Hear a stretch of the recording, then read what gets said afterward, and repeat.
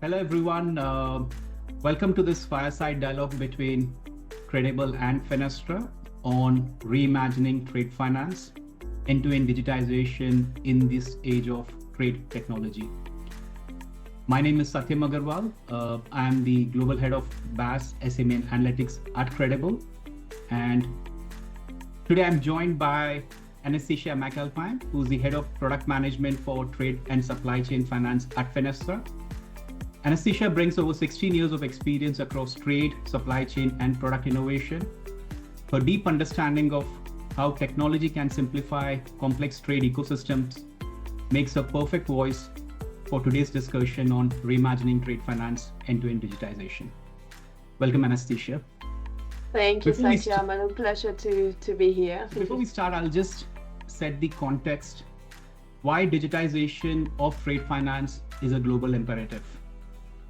Global trade, which is a $32 trillion industry, is at a turning point. Global supply chains are being rewired.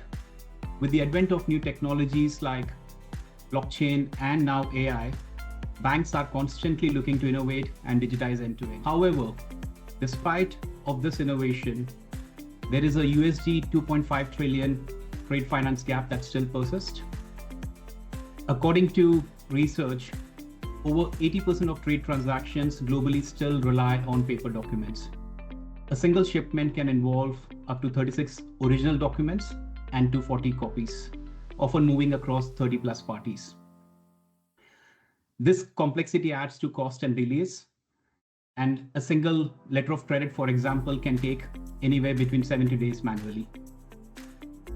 Because of this inefficiency, there exists the trade gap, which I spoke about, and it mostly affects small and medium enterprises. SMEs often can't access financing because banks find it too costly and time consuming. It's not because of their risk appetite, it's just too expensive to process. And I recall with one of the banks I've been associated with, we generally would have a cutoff that the banks would not process invoices below a certain threshold. And obviously, the threshold was high enough for most SMEs kind of not meeting that criteria. The shift is now happening from paper to platforms, and with digital public infrastructure, with new legal frameworks like MLETR being an important catalyst, creating legal and digital trust layers for trade significantly, compressing documentation time and transaction cost. Along with this, we also have like fintechs and banks collaborating, and again, the Finastra CredAble partnership is at the forefront of it. And we hope this partnership also plays a part in kind of resolving the trade finance gap that we're talking about. So Anastasia, what are the biggest forces that's kind of reshaping trade finance in 2025 and beyond? What's your view on it? Yeah, thanks, Satyam. Obviously, the biggest one you mentioned, the trade finance gaps of 2.5 trillion USD, that's, I guess, the biggest focal point and takeaway from the different researches, the conferences, and sort of industry specialists that come as the biggest feedback. To answer your question, I think I would refer to ADB, so Asian Development Bank report, published quite recently. And within that report, they interviewed a number of different industry players, and they identified 3 different areas for kind of development and focus. So firstly is, as you rightly said, digitalization. And I would say it's not just digitalization, it's digitization as well. So that's moving away from paper to digital formats as well. So digitalization overall have actually a very big reach in terms of what it actually means for us on the ground. It's generally viewed as a remedy for the trade finance gap, because it does addresses so many issues that we have, and it addresses both the issues for the large corporates, but also for SMEs that you also mentioned. So within that report, 73% of the firms that have been surveyed recognize that digitalization and the standardization of trade documentation processes can actually provide significant productivity and efficiency gains.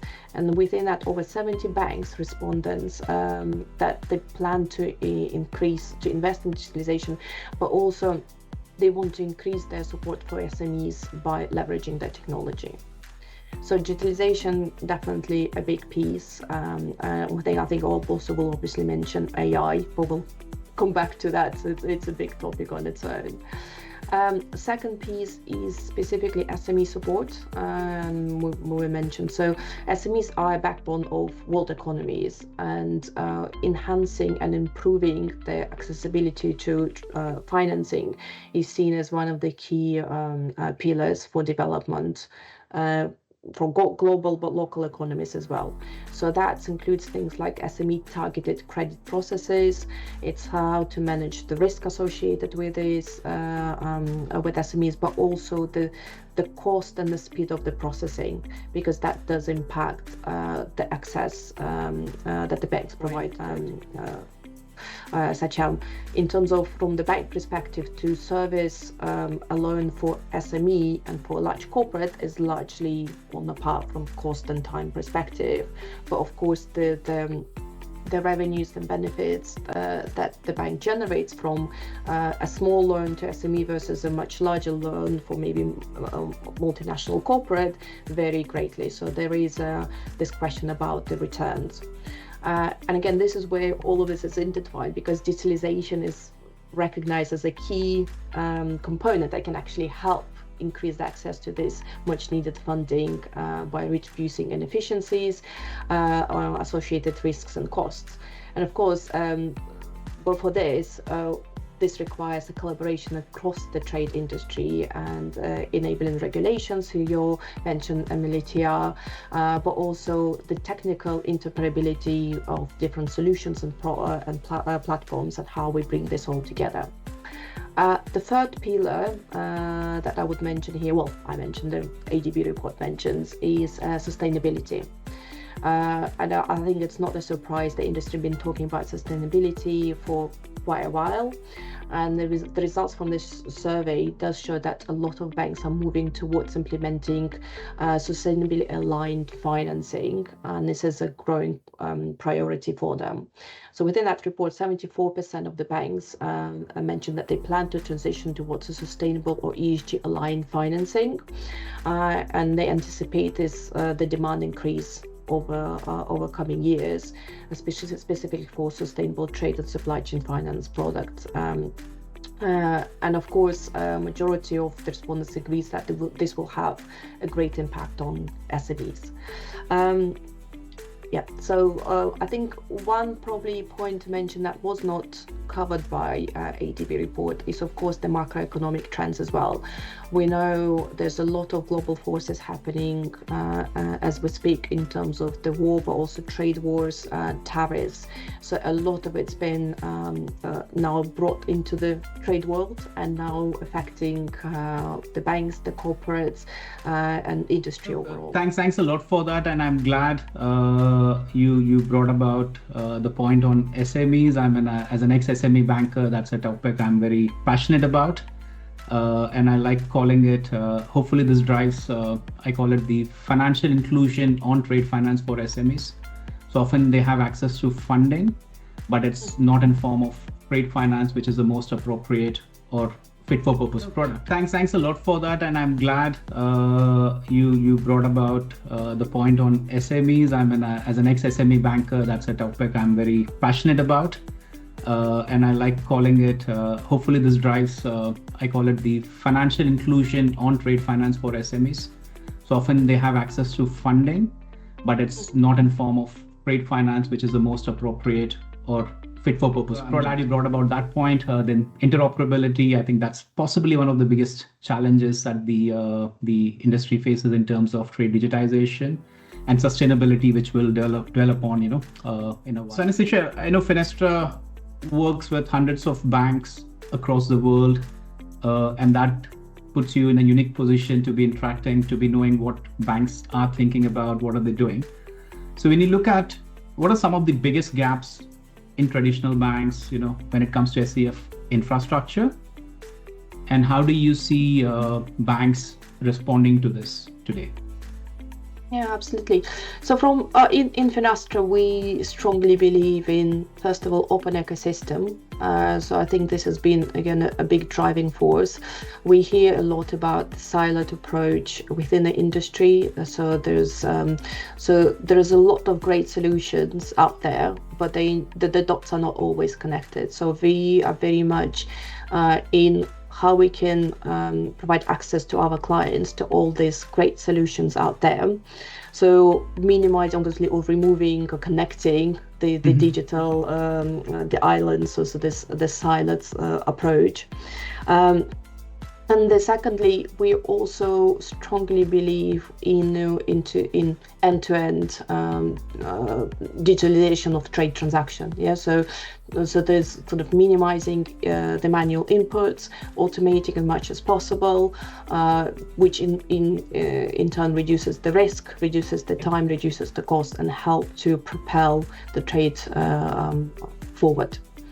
In fact, to add, I was also thinking it significantly reduces the fraud risk as well with the entire digitization, and even in the context of the previous question we were discussing.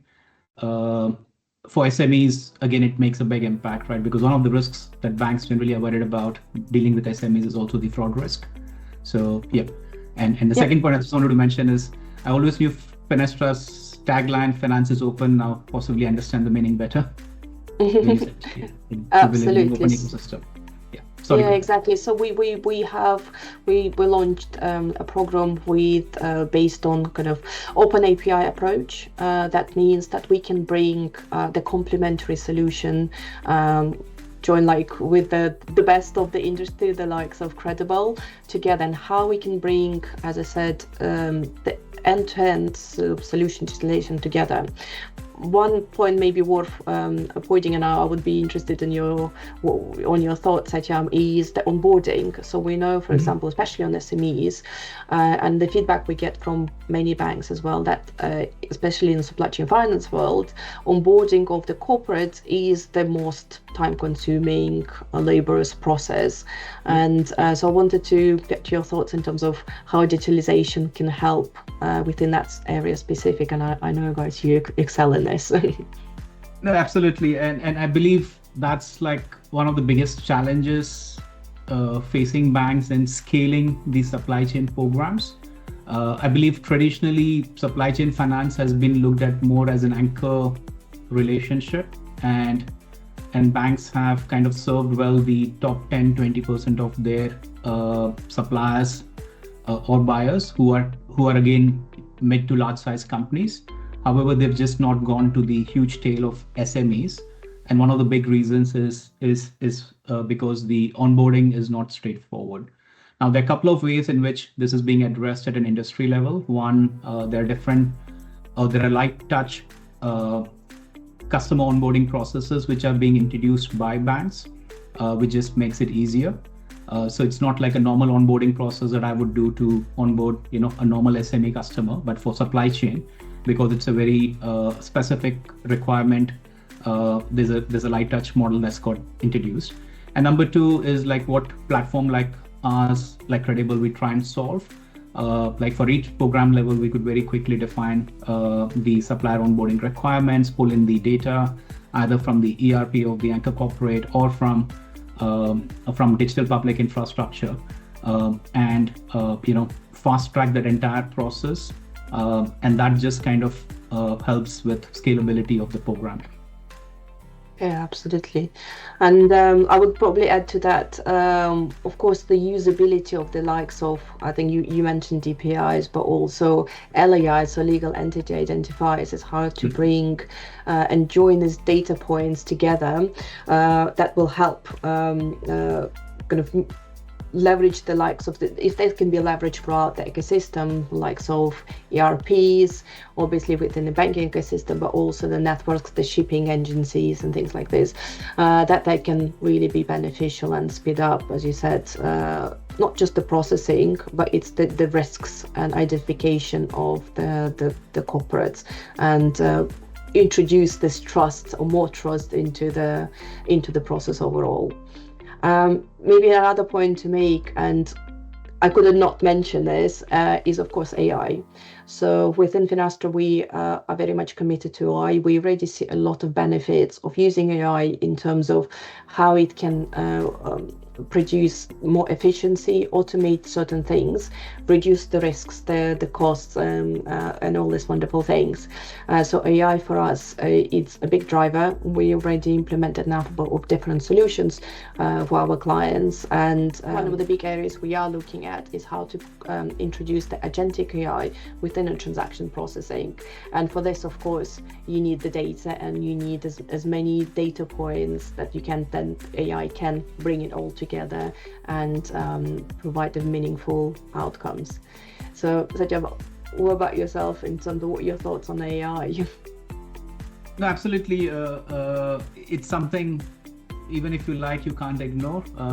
There's so much happening. Even we at CredAble are working on multiple use cases around AI. One specifically is around the supplier onboarding or customer onboarding process. So how can we use AI to kind of make that process more efficient? Secondly, we're also looking at it from an underwriting or a credit assessment standpoint. So again, use of AI to help analysts, maybe look at, maybe make them better at their decision making. So we're not kind of saying that AI would completely replace the analyst, but it will definitely make them more effective at what they're doing, right? And also bring in more efficiency in terms of analysts being able to pull various reports or comparison, peer group comparison very quickly. And the last element is around similar to yours, like transaction processing and all of that. So when you upload thousands of invoices, all the checks that needs to be done, be it duplicate checks or any other form of checks that we need to do, is something where we're looking to leverage AI. But these are some of the use cases. There's a lot more that could be looked at, including even machine learning. But I think talking about sort of technologies and innovation, I think we need to touch as well on what actually it means on day-to-day and adoption. And I think from our perspective, what I see with our clients, there's a great leap being made in terms of the adopting the technologies, embracing the technology and bringing it into the day-to-day operations. I think there's still, of course, a lot of work to be done, but we definitely see a lot banks investing and innovating their processes. We have a number of clients who have sort of digital-first strategy that they're implementing, and that's absolutely fantastic. We co-innovate with these clients and provide them as much support and our know-how as we can. But that's for me, it's great to see that the industry is turning around, and there's definitely more interest and more acceptance that the technology can really help the industry. One of the other use cases we are looking particularly around AI, and because you mentioned about ERP integration, is also so we at CredAble, we've got connectors with multiple ERP solutions. Now, one of the things we're looking to do with AI is like, how do you start auto mapping fields that's coming from a third-party system onto your own platform's data fields, right? So again, using AI or machine learning, where it can help you do that automatically, and then again, you have a human in the loop who could then go and kind of check and validate that. Question for you.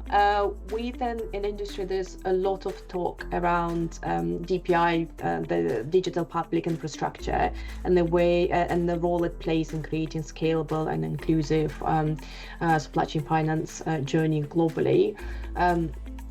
Where do you see a CredAble role, and what's your current experience with the DPIs, and but then potentially can you give us some examples where that's been implemented? Absolutely. Again, I see DPI or digital public infrastructure playing a massive role in the way trade finance evolves and lending in general, kind of the way it evolves. So firstly, I think as CredAble, we're extremely privileged to be headquartered in India, where the digital public infrastructure or the DPI stack is considered to be one of the best in the world. and we witnessed it firsthand, in our home market. Now at CredAble, I think we kind of lay significant importance on this whole DPI, and the way we've looked at this is we've broadly broken it into 8 different buckets. I wouldn't go into all the details, but I'll kind of pick the relevant ones. So one kind of clearly relates to the KYC, KYB or know your business stack, which again goes back to the point of how can you onboard suppliers more efficiently. Then we look at the entire indirect tax infrastructure, which is your GST, VAT, and then related to that is the e-invoicing, shipment data, any customs or shipment data that could be tracked, and then going into direct tax infrastructure, which is more to assess, let's say, the risk of SMEs particularly, going into any data that's available based on open banking or bank statements and all of that. And then lastly, any alternate data, right? So we've just generally looked at it, but specifically in the context of supply chain finance, the whole KYC, KYB stack and the indirect tax infrastructure along with the invoicing just becomes super important. One interesting bit for us is the entire indirect tax infrastructure and invoicing. So today, just to give an example, in India alone, you have close to 15 million registered businesses, on the goods and service tax infrastructure. Now that's a huge number, and what it allows you to do is instantly pull last 24 months of invoice by invoice transaction record with a single OTP consent. Imagine the power of that information that you're sitting with to enable any form of financing, for the SME. So you know not just the business you're dealing with, their buyers, their suppliers, the exact amount that they've transacted, when was it transacted, and all of that, right? So that's a very powerful set of information that we extensively leverage for all our programs where you have to underwrite the SMEs. Then going on to e-invoicing, where again you can very quickly validate any invoice submitted, or we pulled in from ERP or any other source. We could very quickly validate against a government source, and then likewise the shipment data and all of that. Now this entire thing, what it kind of does is, one, it provides not just an in-depth understanding of your customers, but for which helps you at the point of onboarding or assessing the risk.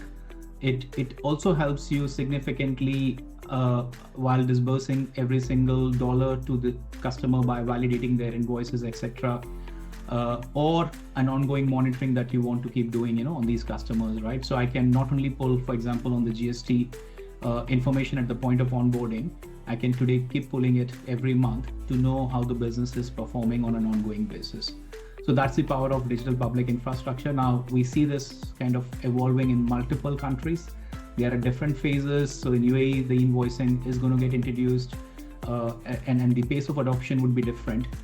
But I would imagine that is going to be the future, and every organization, in supply chain financing or in lending would start leveraging it in some shape or form. Yeah, and of course that's one of the big benefits is what you mentioned. You talked previously about the fraud reduction. We've got unfortunately a few examples of that within the supply chain finance, the likes of Green Seal, or more recent, and with introduction, in my view, with DPIs, that helps exactly to reduce that. It provides this visibility and clarity of for that, for example, that particular invoice, who it belongs to, what happened to that. So in terms of things like fresh invoicing or double invoicing comes to a minimum. I'm sure there will be ways to do things, but still, in terms of, I think we closing the loop of any of this fraudulent activity, so we can minimize the risk of the industry and therefore help, as what we talked about, the likes of SMEs, where there is a lack of trust, a lack of history tracking, that this can help. Anastasia, moving on, how do you see collaboration between fintech and banks, or even among fintechs, transform this entire space of supply chain financing, particularly given the context that we've discussed so far? We put CredAble, maybe I'll touch, and Satyam, you can maybe add to that. So we'd be very proud of our partnership, and of course from Finastra perspective, when it comes to supply chain finance, we offer the back office processing system, so the system of record, and we complementing it with the CredAble's front end origination power, and then the analytics level, which together provides that end-to-end, fully digital, very efficient supply chain finance solutions for the banks. And where it's very important for me as well is we've seen supply chain finance in previous year more reserved to bigger players in the market, so the bigger banks. But over more recent years, we definitely see this being trickling down into the mid-tier level of the banks as well. This is associated obviously with the market dynamics, where the banks looks to diversify their portfolios, not just focus on traditional documentary trade, but also trying supply chain finance, supporting their corporate customers with such solutions. So access to efficient supply chain finance, best in class functionality is quite critical. No, I appreciate it, and we are also extremely proud of this partnership and Finastra's kind of openness to kind of say that, okay, for supply chain, maybe CredAble is more fit for purpose. Let's bring them in, integrate with Finastra, and I increasingly see that, and just like the way we are integrated to Finastra platforms, we ourselves are also trying to bring in other capabilities into the platform, which is where again the collaboration becomes important. So I gave the example of ERP connectors, similarly bank statement analyzers. We've also partnered with companies who could help us pull in, let's say, the company registry information across multiple geographies.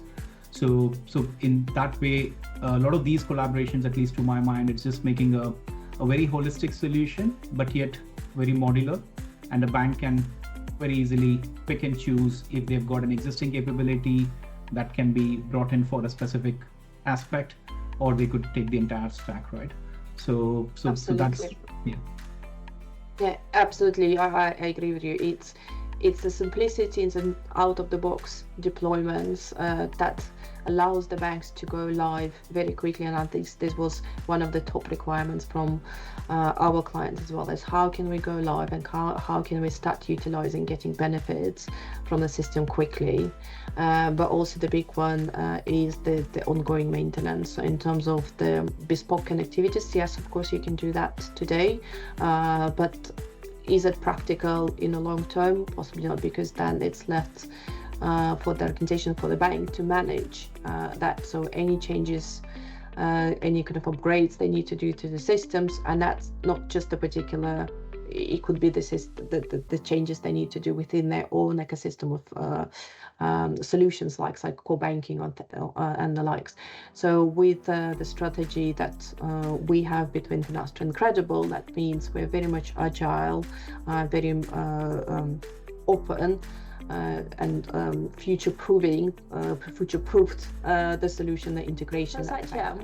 Deep tier financing's been on a kind of top of agenda for some time now. There's a lot of attention, and we talked earlier about SMEs and how to support SMEs, and my experience as well. So deep tier is one of the keys to how we can provide support, financial support specifically to a smaller suppliers that are deeper within the supply chain of a larger corporate.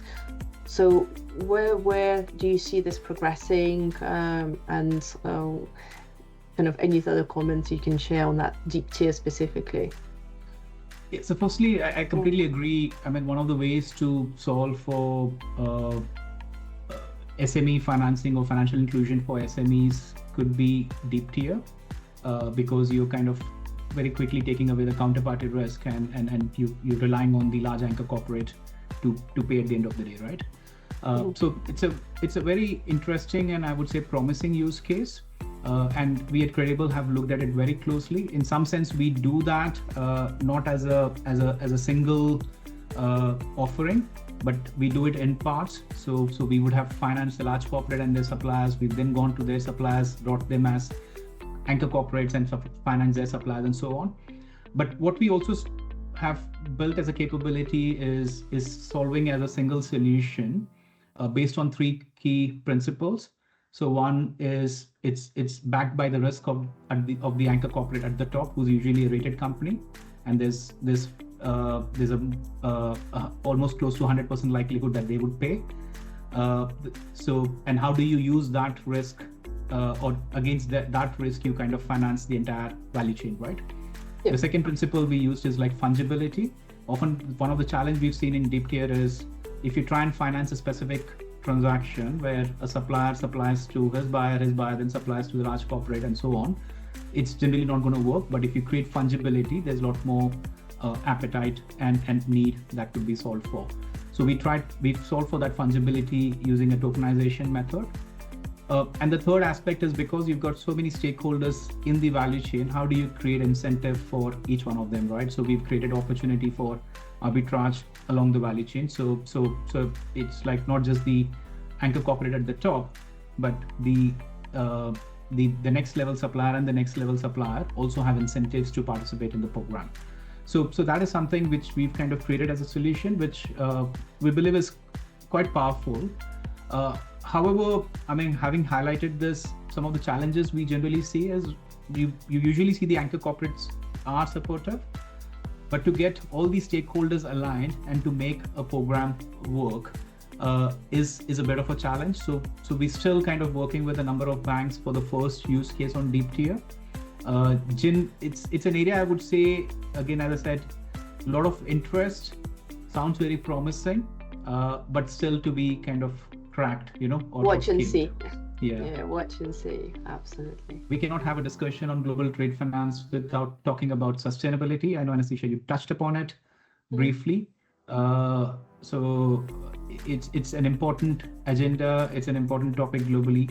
So again, from where you sit, and how do you see fintechs enabling banks, to incorporate ESG aligned financing into the entire trade finance architecture, Yeah, absolutely. So ESG, well, I mentioned, I think the industry has quite a lot of focus on sustainability.